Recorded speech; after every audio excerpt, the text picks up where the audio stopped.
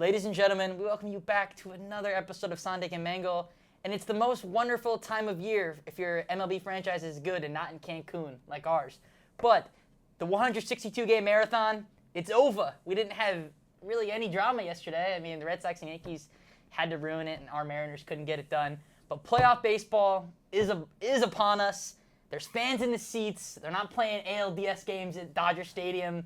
We got real playoffs back. How you feeling? I'm feeling great. My team's not in it, but some of my favorite guys are. I got Schwarber with the Red Sox, Rizzo on the Yankees. They're going to be going head-to-head tomorrow night. And then Chris Bryant with the NL Best against, he's got to hopefully play the Dodgers, but with the Giants, I got guys to root for. I got some dogs in the race, even though my Chicago Cubs won't be there. How about you? Yeah, I'm excited. I mean, on your Giants, come on, Wilmer Flores getting a ring. Nothing would make me happier. I mean, obviously, it wasn't going to come in the blue and orange, but he's here. Some sort of orange. Some kind of orange. I mean, we got the colors from them. So we're here to break down the postseason bracket, talk about some headlines going into it. So many storylines with the wildcard games tomorrow and Wednesday with those four teams that have been hot and cold throughout the season. So without further ado, let's start tomorrow. Sox, Yankees at Fenway.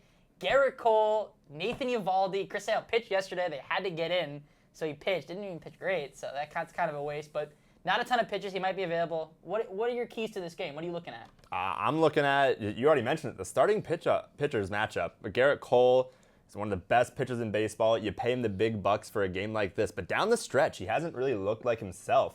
I'm not sure what to expect out of him on Tuesday. And then on the other side, you got Nasty Nate, who's been the Red Sox far and best pitcher, so they're happy to have him on the mound. I just don't know what kind of distance he's going to be able to give them in a game like this. You trust your pen down the stretch here, and especially all of October, you trust the pen as much as you can. We've seen the Royals at just 7, 8, 9. You get that far, you win. So if Eovaldi can give them 6 innings, and I know the Red Sox bullpen, it's no 2015 Royals bullpen. It's not a 2016 Cubs bullpen. You don't gotta tell me, but yeah. But if they can get 6 innings from him, I think they're in a great position to win this game. And then the other storyline is the Yankees just came into Fenway and swept the Red Sox when they needed it most last week. It's going to be tough for them to win that again. To win 4 in a row against this team in that same ballpark under these circumstances, I think it's going to be a great game. Yeah, I mean, it took Giancarlo, we're going to call him Mike Stanton, even though that's not his name anymore, but taking back to when it was, he kind of just took over and kind of launched home runs into the next town almost. And like you said, the Yankees, without sweeping the Red Sox, they're not here. And they may be here enough, but they have to play the Blue Jays in a game 163 because the Blue Jays, they made easy work of the Orioles. The Orioles laid down. None of those games were close. None of those were in doubt. So yeah, I agree. I mean, it's tough, especially because Cole just shut them down and Eovaldi just got rocked. So it's hard to see both happening again. I feel like neither of them are at their best right now. Exactly. I mean, you saw Cole. I mean, he was giving up. I mean, first inning against Toronto. I mean, I watched his last start. I mean, double. Simeon took him yard, getting hit all over the place. I mean, they lost that game, but it's like you said. They pay Garrett Cole an obscene amount of money to win games and get them into the postseason. This is the postseason, but they want Tampa, and they want to get there after a roller coaster season. So who do you see getting to face Tampa in the ALDS? It pains me to say it. I got the Yankees winning tomorrow night, only because despite how the Red Sox respond to Garrett Cole, the Red Sox bullpen is just not good. Matt Barnes, they used him every night, and he was super good and super deserving of that contract at the time. But we've seen it with bullpen guys and starters, but pitchers in general, they get tired, and he doesn't have the same stuff. It's not moving as far. And the Yankees have already come back twice in that series. They were trailing. The first game, there was domination, but they were losing in the late innings both games, and their big boppers did what they did best and took over. So I could picture the Red Sox getting out to an early lead. I just don't trust them against the heart of that Yankees lineup, and I don't know the Garrett Richards and the Hansel Robles. Oh, God. I've seen that movie time and time and again. I don't know how consistent he can be. So I got the Yankees. I'm on the other side of it here. This won't be the last game played at Fenway Park this season.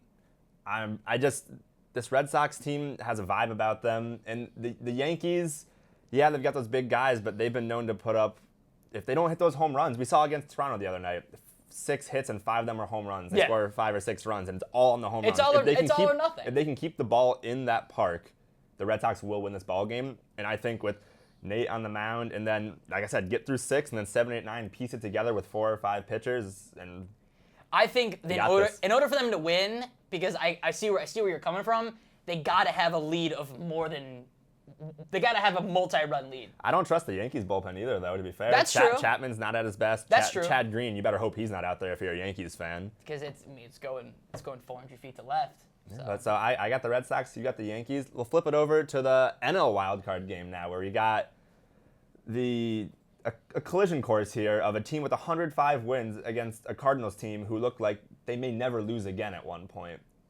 What do you see going down in this one? This is tough. I'm going to go with the Dodgers. I don't love it. I think it's going to be a close game.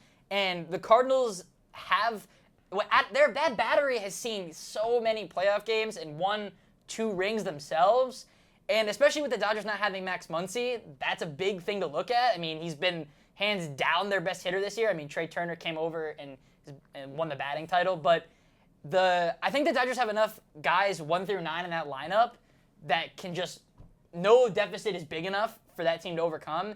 And I know the Cardinals have been playing great baseball of late, but the theme of the reason why they had to get hot to make the playoffs, that bullpen's not great either. I mean, Alex Reyes was good for a while, and then it was home runs, walk-off home runs. I mean, I remember Vogelbach took him deep in Milwaukee, and Pittsburgh took him deep. So I got the Dodgers. They're the champs for a reason, right? I think that lineup, and I mean, Mad Max, that guy he's my Cy Young. I mean, came over to the Dodgers and has literally been almost unhittable. So I got the Dodgers. I think they meet their West Coast rival in the NLDS. What do you think?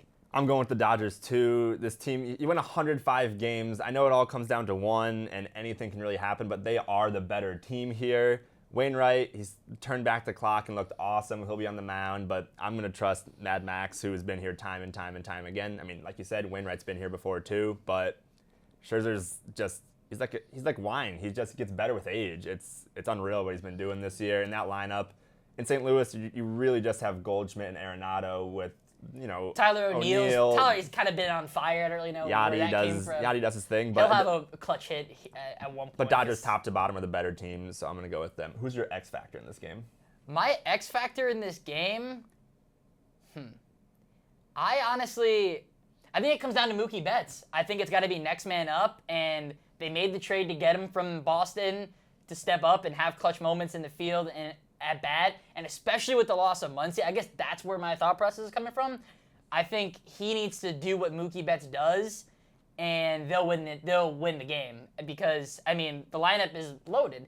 I mean, Seager, Turner, Pollock, shout out 860, and I think he's got to be the leader of that squad. I think he's been doing it since he's gotten there. So I got Mookie Betts. What about you? X factor for this game? For me, it's not a who, it's a what, and it's Adam Wainwright's curveball. That is his bread and butter. He's always relied on it, and especially at this age, if that pitch is working, he's going to find himself in the 7th or 8th inning of this game because he's so efficient. He pitches to contact now and then freezes you with that curveball.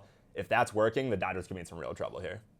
Agreed. I think the Dodgers are, like I said, it's no lead insurmountable, but at a certain point, the hits aren't just going to magically appear. So if he's working with that all night, the confidence might be shaken, their approach might be completely different. But I think the Dodgers come out on top. I got to trust they're the champs for a reason. They had a great season, couldn't get into the ground because the Giants were ridiculous.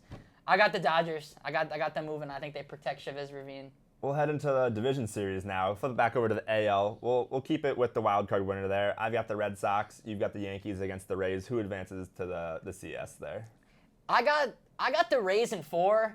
I think, assuming the Yankees win, Cole will probably pitch game 3, and I think that could be the one they get, despite Tampa. Tampa doesn't really care who you throw out there. They're going to have guys that mash, and, I mean, Wander Franco is unreal. He's better than advertised. Like, I knew he was going to be good, but the guy's been on base like 45 consecutive games and always finding a way to get the clutch hit. And they were there just last year. I mean, they're super hungry to bring a title back down there. They have the 25th largest payroll. The Yankees, they're the Yankees, So it's literally David and Goliath in terms of finances. I think the Rays, they won 100 games. They They took the division from the Red Sox and didn't look back. I got them in 4. I don't think, and plus their bullpen's been great. I don't think the Yankees have the legs or the roster to keep up with that. Yeah, and then for me, I've got Rays in 4 over the Red Sox too. They're the better team here, and the pitching is just relentless. Whoever they throw out there is just gonna throw up 0 after 0, and it's really hard to beat a team that's this complete. It's not even like big name guys. Like the casual baseball fan isn't gonna know that like about the solid starting pitching they have. And like we talked about bullpen, I think this bullpen unit could be like the 2015 Royals. I think they were last year pretty much in the postseason. And I mean, Kevin Cash, Yankee Blake Snell. I mean, that's hindsight. Hindsight's 2020 there, but I think they're hungry and they want to make a name for themselves and they don't care who they play. Red Sox, Yankees. They've been owning both teams all year. So 100 games for a reason. Rays in 4. Heading into one of the most exciting series of the first round, I believe, Houston Astros, Chicago White Sox. I've got the Astros taking this one in 5. I think this series is going to be full of runs, homers, clutch moments, but I'm going to go with the guys, once again, who have been here before. Altuve, the whole cheating thing, yeah, this and that. He's still a great hitter. He's got 30 home runs at 4'5". That's 300 every year. Brantley, Correa, this team is still loaded. Jordan Alvarez. They lost Springer, but they're still just relentless at the plate. And then the White Sox, you've got so many guys who can just hit it out of the park, and Tim Anderson just doing his thing. But I think that where the Astros lack a little bit in pitching compared to the White Sox when it comes to the starters, you got Giolito, you got Rodon, and you got Lance Lynn. Greinke's still going to compete his ass off out there. Right. And just their bullpen has been good enough this year, but I'm really going to lean on that Astros offense to get them through in 5. I think we're on the same page here. I think I'm going to go Astros in 4. I think the White Sox have been on cruise control for way too long. That division hasn't been a race since we left school. I mean, the White Sox have had that division. They've had an 8 to 10 game lead, 12 game lead the whole season. And like you said, experience. The Astros, despite what you think of them, they won 2 pennants. They won a World Series, cheating or not. That roster is loaded. And to make it back, losing their most clutch October hitter, George Springer, I just think they're the better squad, truly. I think the White Sox, it's a great story, and I think the White Sox are going to have that division on lock for a while. But I don't know. Something about the Astros in October. I think I wouldn't be shocked if they won Game 1 and carry that momentum into Houston, where buzzers or not, they hit the ball out of that park. So Astros in 4. So then ALCS, we both got Astros and Rays. Who's heading to the World Series from the AL? I'm gonna go Tampa in 7. I think it's a testament to their pitching and their bullpen, and I think I talked about like the Red Sox bullpen. They have a lead late. I get worried because guys could give up homers and could walk the bases loaded, but I think the Rays bullpen is going to be locked down, and I think they just had the makings all year. I mean, they were in a competitive division race. I mean, they pulled away, but it was competitive. I don't think the teams that the Astros had to beat out were honestly any real threat to win that division. So they were not cruise control, but I think they kind of knew they had it wrapped up, and they took a while to wrap it up. It wasn't like the White Sox. It was like a week, 10 days before the season ended. So I got the Rays at 7. That would be a crazy matchup. Experience. I mean, bold experience at this point. But I think the Rays come out on top. I'm gonna give it to the Astros in 6. This is a matchup of Astros hitting versus Rays pitching. Right. What's gonna prevail? And I think this is the type of offense that can give those Rays trouble, just because all they do is put it in play, just nonstop. They're not going to be able to strike these guys out like they would with Stanton and Judge and those kinds of hitters. Altuve he doesn't strike out. Correa, and they always come up with these big hits right when they need them. And it could be anyone. I mean, they got guys like Kyle Tucker at the bottom of the lineup, Jake Myers at the bottom of the lineup that, despite them being the 7-8 hitters, they will find a way, especially with 2 outs. 2-out hitting is everything in the postseason. Yeah. So I trust the stars of the Astro over the quote unquote stars of the Rays at this point in time. The low market stars, the guys you don't really know about, the guys that didn't cheat. So I mean, it's valid. I mean, I think it's going to be a dogfight. I think those teams meet though. I mean, I'd be pretty surprised if we didn't get that matchup. I mean, I'm not going to say it's not going to. Nothing's a sure thing in playoff baseball, but those 2 teams they've been pretty solid. So. Head over to the NL, where we both have the Dodgers advancing to play their division rivals, the Giants. And Shouldn't be an upset. They won 106 games in the regular season, but I'm taking the Giants to win this series in 5. And as crazy as it sounds, I think it has to do with them pitching Scherzer in the wild card game, because it sets their pitching rotation off by one man against the Giants, who are going to have Gausman going game 1 against Walker Buehler. And to quantify Walker It's not Buehler, fair what they're doing over there. To quantify Walker Buehler as a number 2 is it's crazy, and you can't really do it. But if someone's going to beat this team, it's going to be either in a 1-game wild card or a 5-game series, because you're not beating them in 7. No. But the Giants have been so scrappy, so resilient. They should get comeback team of the year with the way Brandon Belt, Crawford, Posey, the way they've all played has been phenomenal. And they had Chris Bryant at the deadline. This team they all play so hard, so well. This is the type of team that can take down these Dodgers. Repeating in baseball is so hard. True. I'm taking the Giants in 5. I'm going to go Dodgers in 5. I agree that Scherzer starting in the wild card game would throw stuff off, but Buehler game 1, Urias game 2, I assume Scherzer's back for game 3. They don't have Kershaw, which could be a blessing, could be a curse, depending on his very checkered postseason success and failure. But I just think the guys that stepped up for the Giants all year, especially the pitching. I think the pitching. I think guys like Logan Webb, Anthony DeSclafani, and the Giants bullpen. I think that's the key. That's what I'm trying to get at. Like I said, the Dodgers. We saw it last week against the Padres. They had 4 home runs in an inning. So I think the Dodgers are still the better team. Giants are a great story. I gotta roll with the Dodgers. As much as it pains me, as much as I want to see KB and Flores get a ring and get far, I just think the Dodgers are too much. I think that rotation's too stacked with guys that just won it. And then the last DS matchup, our 2 divisions. Neither of our teams are in it. We got Braves, Brewers. Short and sweet. I got Braves in 4 here. Once again, offense versus elite pitching. Not having Devin Williams, I think, could be huge in those late innings and how they have to restructure their bullpen. Corbin Burns has been fantastic. They don't have a ton of playoff experience. And then these dudes in Atlanta can rake. They underachieved this year, yeah, but they're still those same guys. Freddie Freeman, Albies, Duvall, Riley. They've all just been phenomenal. And Eddie Rosario they added in there. The rich got richer. So Take notes, Steve. I'm just going to go with the better offense here and a little more experience in the postseason. I'll go Milwaukee in 5. I would have said 4 with Devin Williams, but the back half of the bullpen, bridging the gap between the starters and Josh Hader, there's no one there really that sticks out to mind.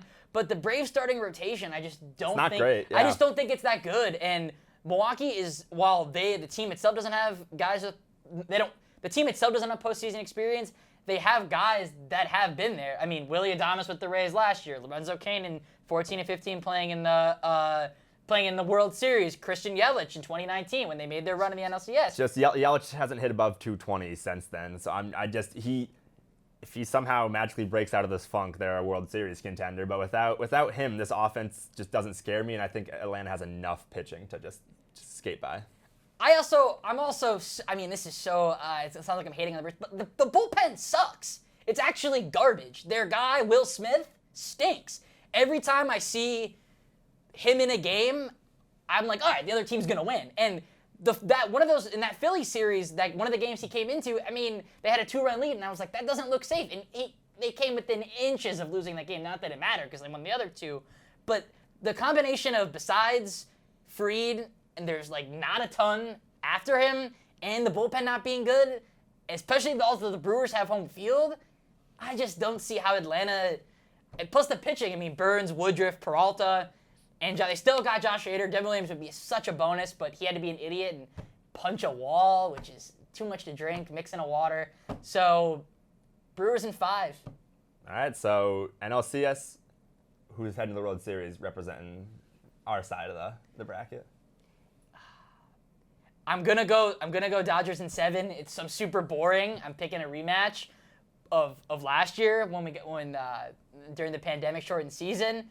But I think that lack of experience for the Milwaukee is gonna show here, because the Dodgers, the lineup is better. The pitching is maybe starting pitching is equal. I think it's a little better because I mean you have Buehler as a 2 and Julio Urias, the quietest 20-game winner I've ever seen. Guys, they're 3, kind of ridiculous. So I trust what they've been doing more, and who knows with Devin Williams if they get that far, if he'll be back. and I think it's gonna matter then. So I got Dodgers in 7. I think that would be, I think that'd be a great. I mean, rematch of 2019. Great matchup. Dodgers Braves. Who you got? I got Giants Braves. Giants and Braves. I'm gonna take Giants in 5. I think their lineups are fairly similar, and then San Fran has the better pitching. They've got the home field here. 106 wins. This team is still so underrated and just so talented. They just play good, clean, fundamental baseball. Manager's pushing all the right buttons right now. I got the Giants going to the World Series to take on the Astros. In an odd year, too. An odd That's year. the craziest part of all this. This is 2021. We're ending in an odd digit. That doesn't happen. So World Series, give me your winner, how many games, and your MVP. I think Tampa redemption tour is complete. I think it's like you said, it's hard to repeat in baseball, and I think that's so fresh in their mind that they were super close. I mean that Brett Phillips walk-offs. I mean that's one of the craziest moments I've ever seen in terms of just like it getting away and the roaster and the whole call. And I think they put it together this year. And I think they take down the Dodgers. I think the pitching, the bullpen and starting pitching. The starting pitching is less big names, but I think they get it done. I think they'll win. I think they'll win in 7. It would be in Dodger Stadium because the Dodgers won a couple more games, right? I think there's no more All-Star Game shenanigans. That was the stupidest rule ever. World Series MVP. I'm gonna go the kid. I'm gonna go Wander Franco. I think he'll set. You're gonna hear about it forever. Youngest World Series MVP. Blah. I don't even know I gotta look that up. I want to know at this point. I'm asking these questions. Wander Franco, Rays in 7. Book it. And in my World Series, Giants Astros, it's an odd year, but I'm taking San Fran in 6. This team has just been the story all year long, continuing to surprise through April and May. Wow, they're up there. Through June and July, they're still in first. Through August and September, they're still in first. And through October, they're going to be the winner. So I've got them in 6, and I've got my World Series MVP. As much as I'd love to go Chris Bryant, I'm gonna go Brandon Crawford. Dude's been having an unreal bounce back season. Shortstop, just great range, great with the glove, and he's been great at the plate. Comes up in the clutch for them this year. I got the Giants taking down the Astros. Shout out that would be awesome. Shout out our great producer. I found out it's Fred Lynn. How old was he? 23-year-old Boston Red Sox, 1975. And they lost that one. Back when Guess it didn't baseball, matter. you can't even explain it. Guess it didn't matter. So yeah, Wander Franco, if he got there, beat it by a couple years. Shout out 01 babies. We're doing it. And I got Brandon Crawford, San Fran, 4th one in our lifetime. Oh my God, they win every year. Unfortunately, we're out of time for today. Stay tuned. Next week, we got more great content coming out. And as always, folks, let's ride.